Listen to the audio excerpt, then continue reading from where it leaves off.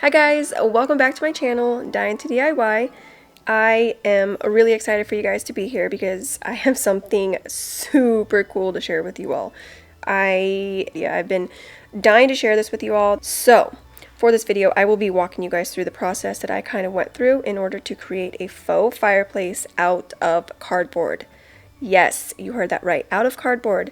And let me tell you, it turns out so stinking cool. Like, I can't even express to you all how cool it is. It comes out way better than I could have ever even imagined, and yeah, just way better than I had even planned. So I'm really excited for you guys to see the end result.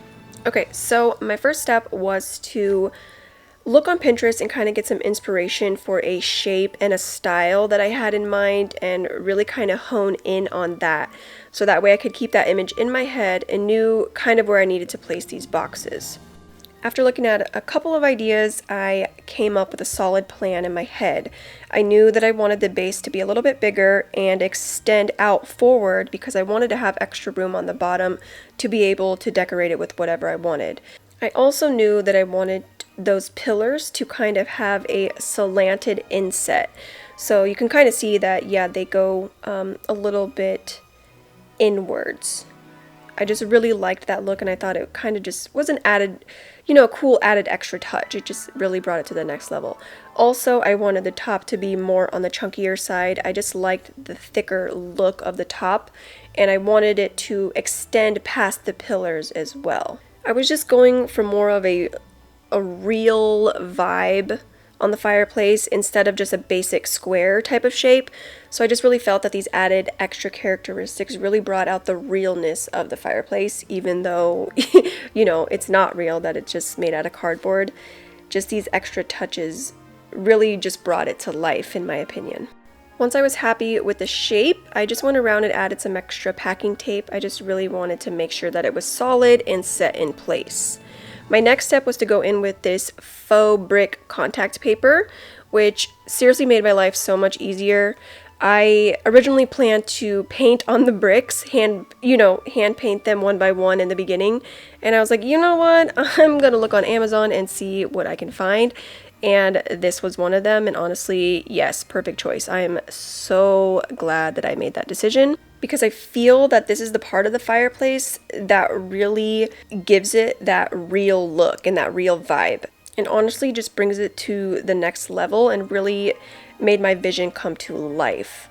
This stuff was super easy to use and really just straightforward. You just kind of had to line it up with where you needed it to go, make your cuts, and then you peel off the back and stick it, and it's replaceable too, so you can move it to where you need it to be if like edges weren't lining up or whatnot. And also it was only $8, so it was really affordable and well worth it in my opinion. Thankfully I only needed one roll. I was getting kind of worried towards the end because I was running out of pieces, but I just used every last scrap that I could to cover up the areas that were still seen.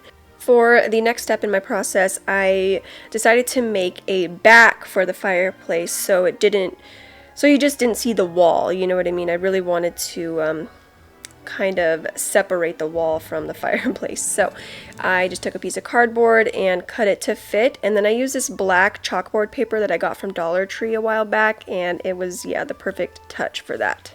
So my next step was to work on the top and the base of the fireplace. I just really wanted them to have a more uniform look instead of being able to see all the ripples and the different boxes that I used. So I went and covered it with this brown craft paper that I got from Dollar Tree.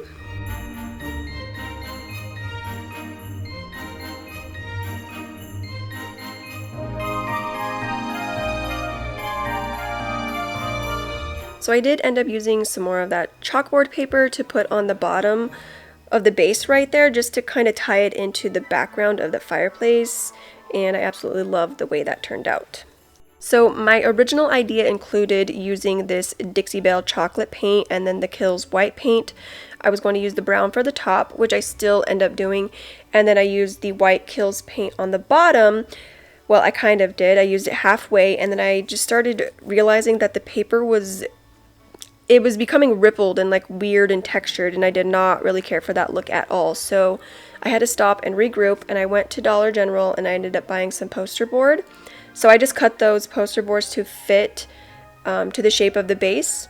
And then I used my scissors to not cut them, but to just kind of make a, I cannot find the word right now, but to make a line so that way I can make a fold to fold it down over the base. It was a lot easier than having to cut those separate individual pieces and then tape them back on.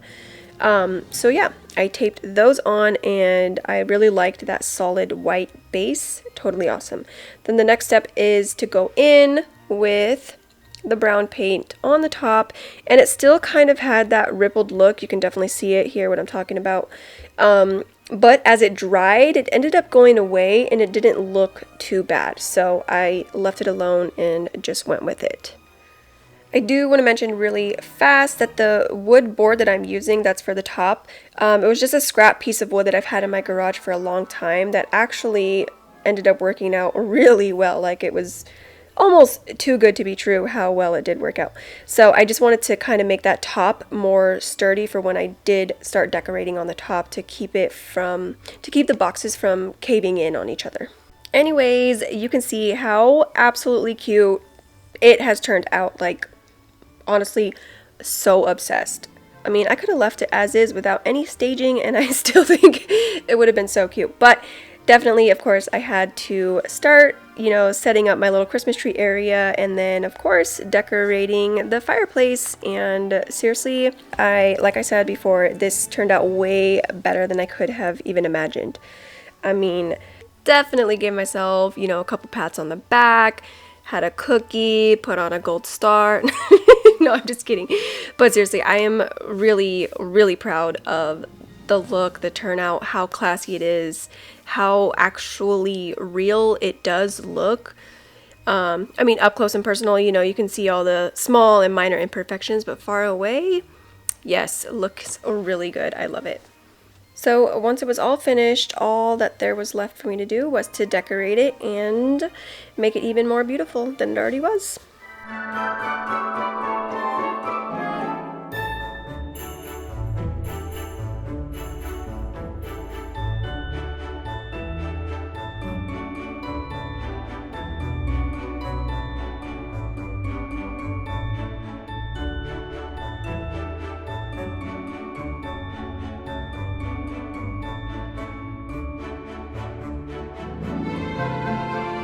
And here's how it turned out after I was all finished decorating. I love, love, love it. It turned out so good. I just love the clean, simple, and bright look to it, and then just that chunky brown top really just pulls it all together. Here's what it looks like at night with my Christmas tree lights on. So cute. I can't even handle it. Anyways, thank you guys so much for watching this video, for stopping by. Before you go, if you enjoyed this video, which I really hope you did, don't forget to subscribe to my channel so you don't miss out on cool future videos like this one. Also, feel free to like, comment, and share, all that good stuff. I really appreciate it more than you know. Alright, well, that is a wrap, you guys. I will catch you all in the next video. Bye!